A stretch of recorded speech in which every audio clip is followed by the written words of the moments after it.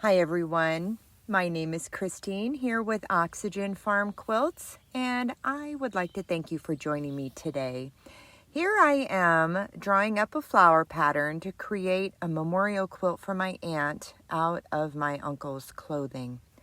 I decided to call it a surprise flower because she told me to surprise her with the flower style of quilt for their mutual love of flowers. I like to create sample blocks before I cut into this precious fabric, and this is the flower I chose. So please follow along as I show you how I made it. Here we go. In working with memorial quilts, there are clothing pieces that are not going to be 100% cotton. So this shirt is a rayon shirt. And so I am ironing it to get all the wrinkles out because I am going to put a Pellon interfacing on it. I use a lightweight, it's a Pellon P44F is what I use. It's a lightweight interfacing. On interfacing, you have a smooth side and then you have a bumpy side. The bumpy side is the glue. That always goes down. On this shirt, I am working on the inside of the shirt. Alrighty, I am going to cut my 4 6-inch squares out of this. And also, I am also going to be cutting 2-inch squares out of this. I need 4 2-inch squares for the centers.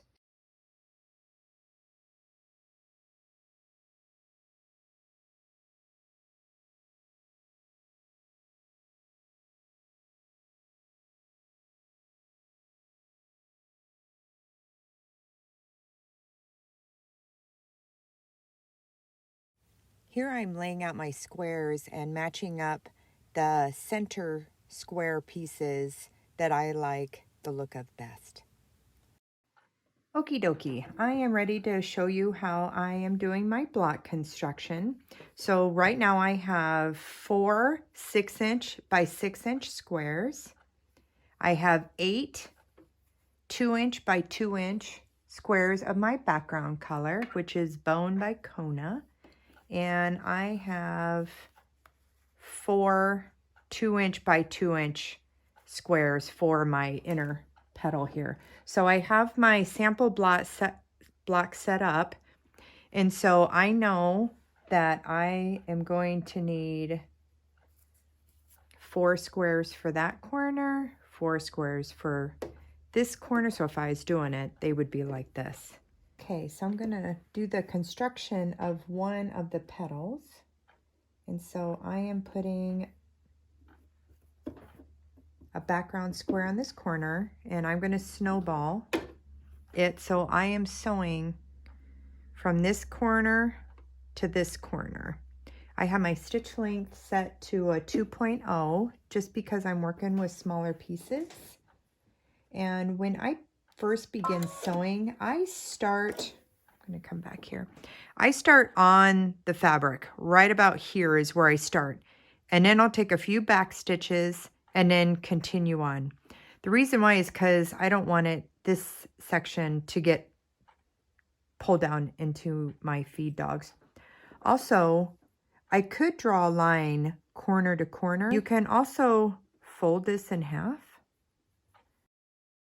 I have painter's tape on my table here. The edge of the green line is my 1/4 inch line, and the edge of the blue is my needle. So when I put my presser foot down, I have my needle in a little bit on the fabric. I'll take a few stitches and then go back. But this point is on this where the blue painter's tape meets the green. So I know that that's lined up with my needle. Continue with the next square. So this one, I'm doing this corner here.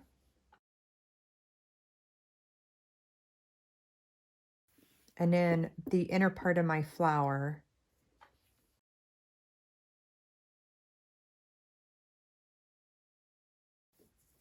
So every single block or square I'm going to make is all going to look like this. Every single one. This is your goal. Okay, so I have these all done and I've checked them to make sure that they cover those corners. And so now I'm just going to use my scissors to cut off the flaps.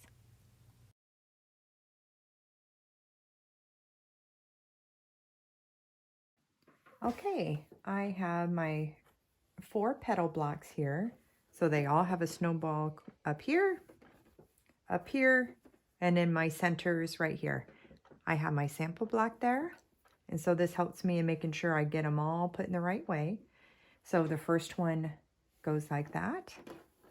And so basically if I start this up here, this one is going to turn.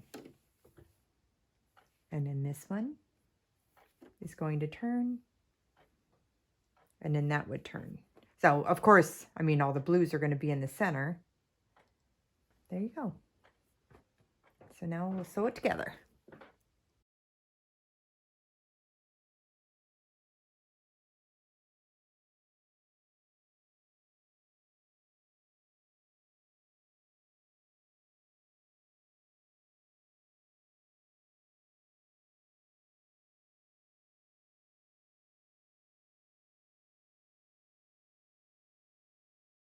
And let's see. Oh, that's so cute. Aw,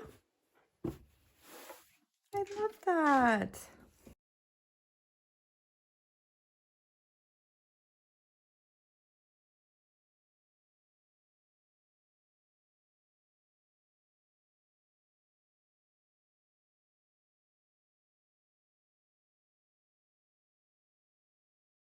Okay, so I have my finished blocks and they finish at 11.5 inches by 11.5 inches. And I really want to make the surprise flower stand out. So I am going to add sashing and cornerstones. I'm going to use I'm going to use the shirt material as the cornerstones. I've cut just 2-inch strips. Normally I use 2.5-inch strips, but for this one, I had cut a whole bunch of 2-inch strips for the centers, so that's why I'm doing my sashing at 2-inch. So I just take a block and I am going to put sashing on one side to start off with, okay? I always lay my block down first and then my sashing on top. The reason I do that is because typically whatever fabric's on the bottom that's being pulled through those feed dogs can pull through faster. And so I don't want baggy sashing. So I always do it on top of my block. And plus it's just easier to see. When I get close to the end, that's when I grab another block. And I believe I'm going to be able to get, I think 3 blocks on one side per strip. I'm cutting about a 1/2 inch away.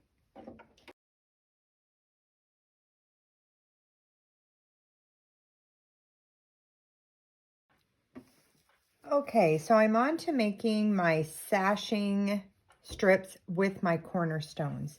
So I have cut my cornerstones 2 inches by 2 inches. And remember our block is 11.5 inches. So I have cut my sashing strips 11.5 inches. So I am going to go along and I'm going to sew a cornerstone to the end of every sashing strip.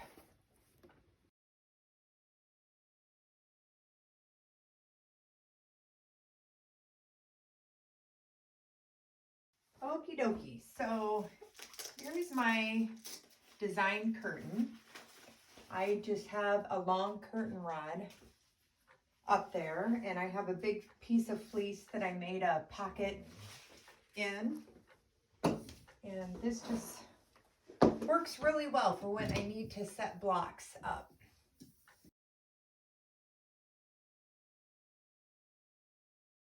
There, design curtain. Instead of a design wall, it's a design curtain, but I can get it out of the way and show my dad's quilt under there.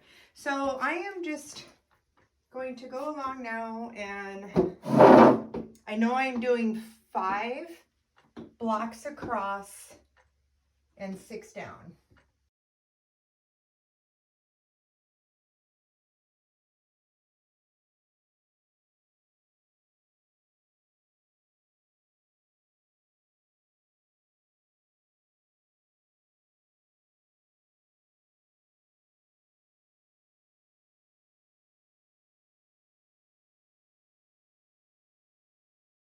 Okay, so I have all of my blocks in the arrangement I like, and I have all my Sashing cornerstone strips where I like that. When you do a layout like this where you have these in between your cornerstones, you'll have a cornerstone left over. And so it's either going to be up in this corner or that corner. It just depends on how you laid your top row out. So I'm going to pin that right up there.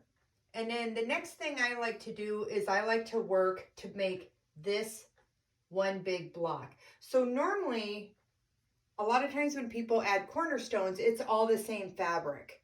So what you would do before you would even lay out your quilt, you would go ahead and take your sashing and cornerstone, and you're going to go ahead and sew it on here. If you are making a quilt and you're just adding sashing and cornerstones and all of your cornerstones are the same, you would do this step I'm doing right now before you even lay out your quilt.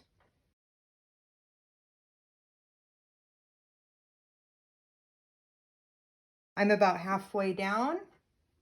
Before I get too close to where my nesting pieces are, I am making sure that that is nesting right now before I get too close. That way, in case if I need to pull it more or feed it more, I can adjust it now before it gets too close.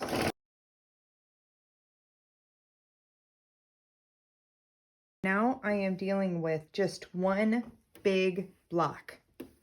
And then it's, for me, it's so much easier to sew big blocks together.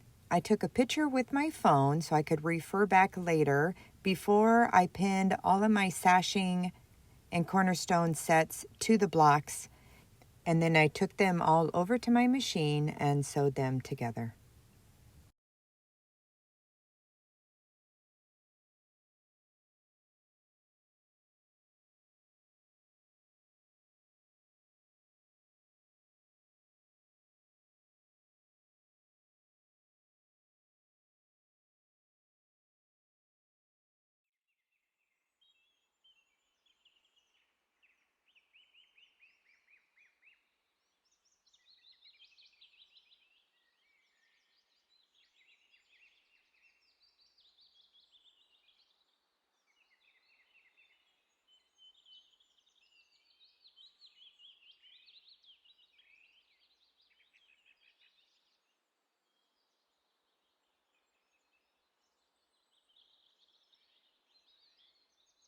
I hope you have enjoyed my very special Surprise Flower Memorial Quilt. Thanks for watching, everyone. Have a great day.